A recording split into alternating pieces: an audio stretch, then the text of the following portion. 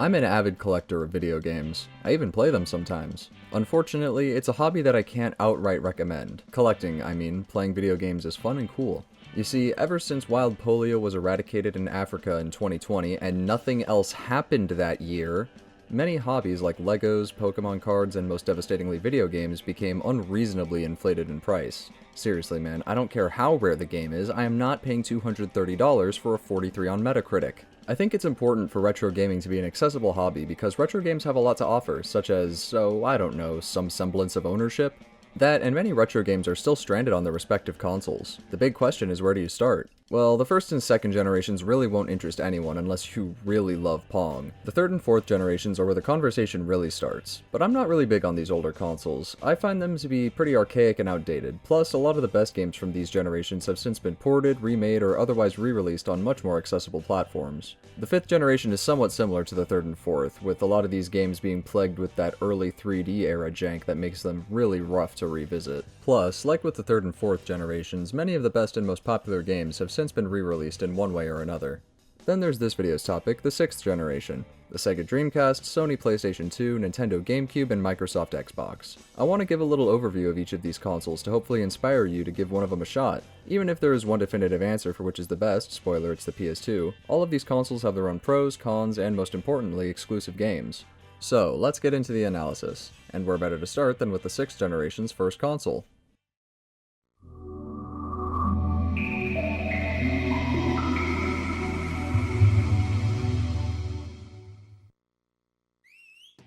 After the dominance of the Nintendo 64 and PlayStation 1 and the embarrassing failure of the Sega Saturn in the fifth console generation, Sega knew they had to get ahead of Sony with their 6th gen console if they wanted to stand a chance.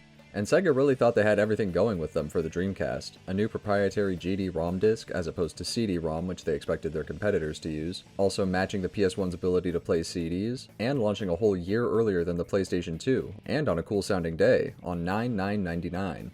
Sadly, it wasn't enough, and the Dreamcast flopped, causing Sega to bow out of the console market and actually bring a lot of their games over to the competition in that same generation. Speaking of games, what does the Dreamcast have to offer?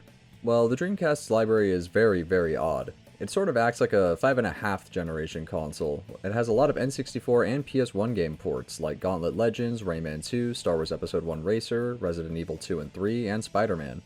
And these are among the best way to play these games due to the Dreamcast's superior hardware compared to 5th gen consoles. However, the Dreamcast lacks a lot of the 6th generation's multi-platform games due to dying before those games were even made. So the third-party lineup of games is significantly different compared to the rest of the 6th generation, which is both a good and a bad thing. The Dreamcast also has its headliners like Jet Set Radio, or Jet Grind Radio if you're American, Sonic Adventure 1 and 2, and Shenmue. You also have extremely good arcade ports like Soul Calibur, Crazy Taxi 1 and 2, and Giga Wing 1 and 2. And plenty of great lesser-known titles like Samba de Amigo, Skies of Arcadia, Tokyo Extreme Racer 1 and 2, Sonic Shuffle, Seaman, freaking Ooga Booga. This is a weird lineup, man. Despite the great and weird lineup of games, the Dreamcast really suffers from a lack of 6th generation multi-platform support. Star Wars games, Lego games, SpongeBob games, practically all licensed games released after the Dreamcast died, so it doesn't get any of them. Back in the day, it would have been really rough if this was your only 6th gen console. However, the Dreamcast does have one massive thing going for it when it comes to games. It's still getting new releases. Not officially, of course, but older models of Dreamcast are capable of playing games burned directly onto CDs. If you know where to look, you can get ports of games like Sonic R, Star Fox 64, Mario Kart 64, and GTA 3 and Vice City. And it's not just ports either, plenty of developers are making new games specifically for the Dreamcast too. This kind of lively homebrew scene is something that makes the Dreamcast really unique. If this kind of thing interests you at all, you can find out more about it at the Dreamcast Junkyard. So the Dreamcast is a fun console with a strong library of truly unique exclusive games that can play CDs and has a strong homebrew scene. What's the catch? Well, there are 3 major ones. First off, the Dreamcast died really quickly. It was only around for about 2 years before Sega gave up on it. As such, it didn't get many games in total. All of the Dreamcast competitors have a much larger library of both multi-platform and exclusive games to pick from. Second, since the Dreamcast wasn't very popular, not many people bought Dreamcast games. This means that they're very rare. And that means that the games can get very expensive, even for the most popular titles like the Sonic Adventure games. The Dreamcast is probably the most expensive console to collect for out of the 6th generation, and it's probably only beaten out by the Sega Saturn for the most expensive console to collect for out of the big 4 console manufacturers. Lastly, there's the console itself and the controller. The Dreamcast is perfectly fine. It isn't too big and it looks nice. The real sticking point for most people is the controller. I don't want to say the Dreamcast controller is bad. It's comfortable to hold, but that singular joystick is a big downside. It is a Hall effect stick though, meaning that it's extremely resistant to stick drift, which has been the bane of many a modern gamer. Interestingly, the controllers are also the memory card ports for the Dreamcast. Or rather, the virtual memory unit ports. These virtual memory units are more than just memory cards, they're little handheld games. These aren't on the same level as a Nintendo DS or even a Game Boy, but they are pretty neat. A lot of games actually supported these. Sonic Adventure lets you send a Chow to it that basically functions like a Tamagotchi, and they also show neat graphics depending on what game you're playing. It's a cool feature, but I don't think it justifies the price, as VMUs can get pretty expensive compared to other console memory cards. I think that really encapsulates my thoughts on the Dreamcast as a whole. Cool, but just too expensive. If you're a massive Sega fan, then you're gonna love the Dreamcast. Otherwise, it just doesn't have that much to offer. And either way, the games are ridiculously expensive. It's really hard to justify the price of some of these games, especially when you can buy games like Sonic Adventure 2 on Steam for like 96% cheaper than a Dreamcast copy. The Dreamcast is absolutely in last place for the 6th generation, but it isn't bad, it's just the least good and definitely the most niche.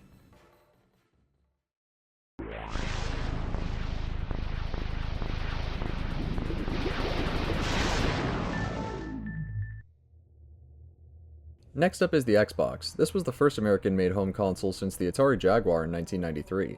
It was also the first console to feature an internal hard drive, which is an immediate plus since you don't have to worry about memory cards. Microsoft wanted to target the adult audience with the Xbox. The original controller, the Duke, was massive to accommodate adult hands, and most of the Xbox's premier titles were aimed towards a mature audience. The Xbox did fairly decently for a new entrant into the console market. It didn't exactly make waves, but it at least did better than the Dreamcast, and it managed to cement Microsoft as the new third pillar of console gaming after Sega bowed out. The bread and butter here is Halo and Halo 2. Back in the early 2000s, if you were buying an Xbox, it's because you were buying Halo. But what if you wanted to play something else? Don't know why you would, but there are a few offerings. Microsoft bought the creators of Donkey Kong Country and Banjo-Kazooie, Rare. They provided Grabbed by the Ghoulies, Conquer Live and Reloaded, and wait, that's it? And then they relegated Rare to working on Kinect games. So Xbox was just mishandling studios from the very beginning, huh? At least they went on to make Sea of Thieves eventually. Not before making Banjo-Kazooie nuts and bolts. Back on topic though, Sega provided the Xbox with sequels to Jet Set Radio and Shenmue, and then of course there's Halo 1 and 2 and Ninja Gaiden Black, among others. These exclusives are all well and good, but nothing I'd really consider a system seller other than Halo. A lot of these games really only have appeal to fans of pre-established franchises or just aren't all that special. Xbox, as a brand, has really never had the strongest lineup of exclusive games, instead placing a focus on actual processing strength. In the modern day, this extra strength really only equates to better graphics and higher frame rates, but the original Xbox's power allowed it to run games that the competitors simply couldn't, such as The Elder Scrolls III Morrowind, Star Wars Knights of the Old Republic 1 and 2, Jade Empire, and of course Fable. These are some really solid exclusives, just so long as big Western RPGs are your thing. Now, how about the console itself? Well, the Xbox is an absolute unit. To accommodate for the internal hard drive and more powerful components, it's much larger than any of the other 6th generation consoles. This can absolutely be an issue for collectors. I don't even have my own Xbox set up because of this. Then there's the controller, or rather, controllers. The original controller, the Duke, is hilariously bulbous, but the later revised Xbox controller is a much more manageable size. Despite the size difference, I personally find both controllers equally comfortable to use. There's one issue with these controllers though, and it unfortunately comes from a very smart design decision. The Xbox controllers are all wired, so they plug directly into the console, but they have to first connect to this little extension. This is called a breakaway cable, and it's actually really cool. Basically, the idea is that if someone trips on the wire, then the cord will separate here instead of pulling on the console and potentially pulling it off of whatever it was situated on.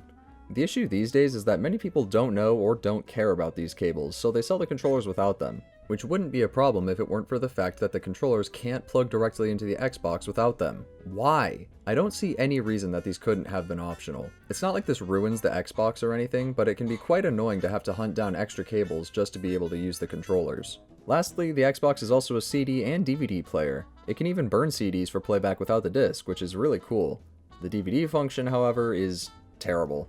So Sony helped create CDs, DVDs, and Blu-rays, which is why all of their consoles can play those forms of media. However, if Microsoft wanted to make the Xbox a DVD player, they would have had to pay royalties to Sony, so Microsoft found a loophole. The Xbox can only play DVDs when you attach the dongle for the official Xbox DVD remote, so they only had to pay royalties on the sale of the remote rather than the console. This sucks, straight up. I am not paying an extra $20 to watch DVDs when I could instantly pop one into any Sony console that isn't the PS1.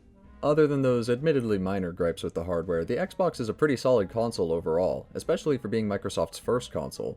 The exclusives lineup is decent, better than decent if you love big RPGs. The peripherals and console size can be a bit of an issue though, and the big thing here is backwards compatibility. If you're only getting an Xbox for the big hitters like Halo, Elder Scrolls, and Fable, you can play them on any other Xbox console. I don't even have my own original Xbox set up because of this, I just use my Xbox 360. I'll still rank the Xbox above the Dreamcast though, as it does have more games that are worth playing and a far, far lower cost of entry compared to the Dreamcast.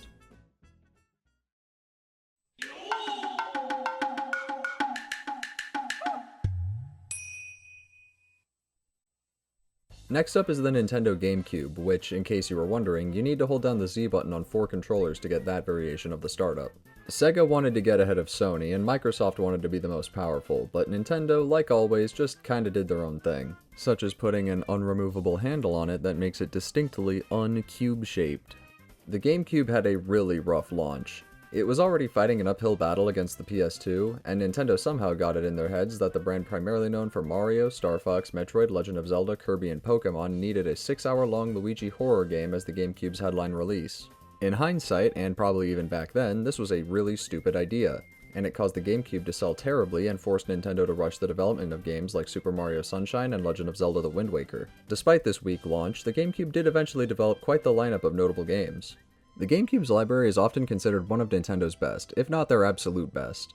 Nearly every franchise a fan could want is represented here. The only major ones missing are Kirby and Donkey Kong, and even they got spin-off games. Super Mario Sunshine is a rushed mess. Sorry, this isn't a review video. Super Mario Sunshine is a classic. The Mario sports games were at their peak here. Soul Calibur 2 had Link as an exclusive character, making it the best-selling version of Soul Calibur 2. The entire Legend of Zelda franchise, up to the GameCube entries obviously, is playable. The entire Resident Evil franchise, up to RE4, is playable. F-Zero GX and Star Fox Assault are still the most recent entries in their respective franchises. No, remakes of Star Fox 64 don't count. Metroid Prime, Animal Crossing, and Pikmin all got their starts here. Mario Party 4 through 7 still haven't been topped, and that's not to mention the niche sleeper hits like Chibi Robo, Wario World, and Super Monkey Ball 1 and 2. There are even mature games like Metal Gear Solid The Twin Snakes and Eternal Darkness Sanity's Requiem. And do I even need to mention Super Smash Bros. Melee? This is literally a generational lineup of games, and those are just the exclusives. The GameCube also got plenty of multi-platform support on top of that. How about the hardware though? The GameCube is a nice middle ground between the PS2 and Xbox in terms of power, so games look and run pretty good here, but the Xbox still beats it. The GameCube controller is widely considered one of Nintendo's best, but that's only because it was the most normal controller that was available up until the Wii U Pro controller. Seriously, this thing's competition up until then was a rectangle, a dog bone, the letter E, a TV remote, and the TV itself. This controller is fine for the most part, but the C-stick and D-pad are just way too small. The GameCube also got the world's first good wireless controller in the form of the Wavebird. It's basically just a GameCube controller with a battery slot. It doesn't have the vibration function, but many games allow you to disable vibration anyway, so it really doesn't make much of a difference. Wavebirds are nice, but the dongles specifically are ridiculously pricey, and I don't know if the luxury of being wireless really justifies that. I also want to talk about the discs. Just like Microsoft, Nintendo wasn't too keen on paying royalties to Sony for DVDs, so the GameCube uses mini DVDs instead. As the name would suggest, these are quite smaller than a regular DVD. Naturally, this means that there is much less surface area on a GameCube disc for storing data, meaning that it is much easier to permanently damage a GameCube disc compared to other consoles. Even resurfacing a GameCube disc to fix scratching is seriously dangerous, as there's so little surface area that you can scrub the data right off the disc and render it completely unusable. Also, obviously, since the disk drive is built for these mini DVDs, the GameCube can't read or even fit any other type of disc, which is not ideal. Lastly, for peripherals is the Game Boy player. This attachment allows the GameCube to play Game Boy Color, and Game Boy Advance games, but not Game Boy Advance video cartridges, so you sadly cannot watch SpongeBob the way God intended. This is a great way to play your Game Boy games on a bigger screen, and is overall just a really great option to have. It is also quite pricey though, specifically the disc that's required to use the player. And much like the Dreamcast, that really is the GameCube's biggest problem when it comes to collecting. It is so expensive. The only first-party game that you will routinely find for under $40 is Metroid Prime 1. Mario Sunshine and Luigi's Mansion are usually only a little over that, but any other games get closer to or far surpass the $60 mark. Aside from the prices, the GameCube really is a great console. It's the smallest 6th generation console and the second most powerful behind the Xbox, with a large selection of absolute masterpiece games to pick from. However, you need a lot of money if you decide to collect GameCube games. I think that the barrier of entry for the GameCube is just too high. One small way you can mitigate costs is by buying a used Wii instead of a GameCube. The Wii is fully backwards compatible with the GameCube, so unless you're really intent on getting a Game Boy player to play Green Eggs and Ham on the big screen, then you're better off just getting a Wii.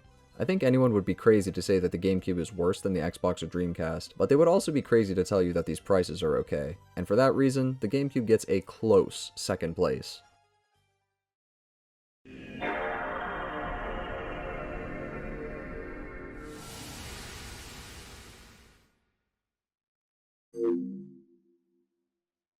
Finally, needing no introduction but getting one anyway, ladies and gentlemen, boys and girls, it is my pleasure and privilege to introduce the best-selling video game console of all time, the PlayStation 2.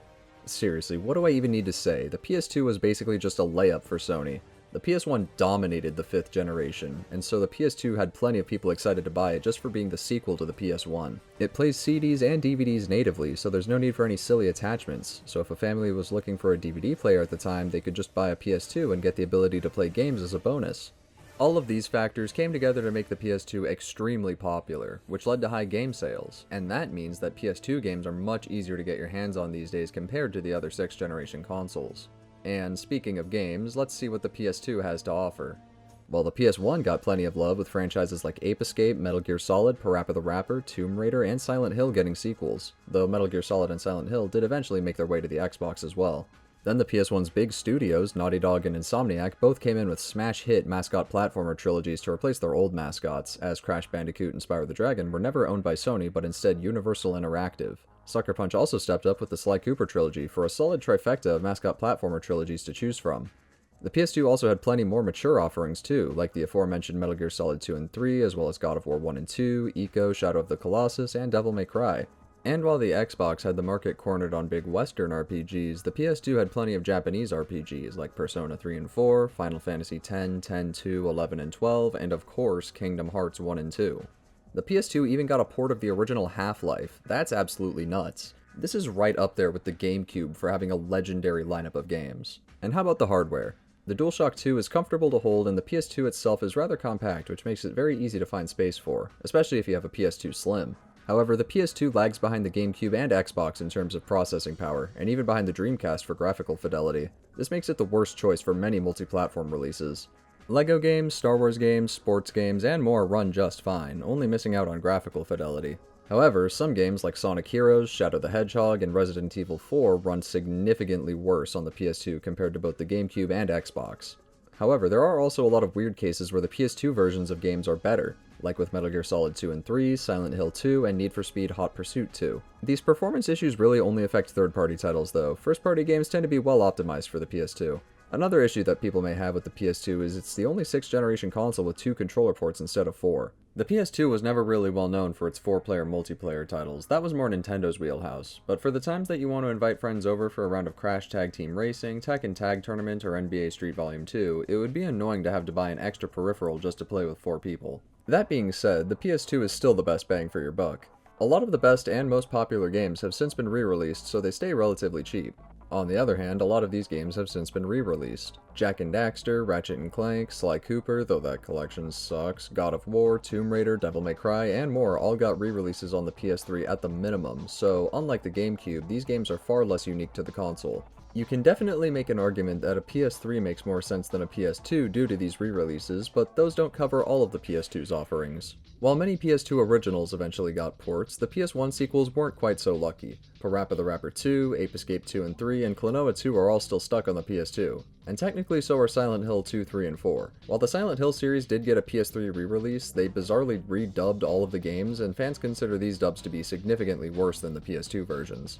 Due to these games not getting later re-releases outside of online stores, their prices can get pretty ridiculous, although the GameCube still has most of them beat other than maybe Silent Hill. For games that the average person would be interested in though, I really do think the PS2 surpasses the GameCube due to value. It's just far easier to build up a collection of PS2 games compared to the GameCube, and the games are arguably just as, if not more fun. If the PS2 and GameCube had comparable game prices, I would flat out call it a draw. But in my opinion, the PS2 gets ahead on value alone, even if it does have the weakest hardware.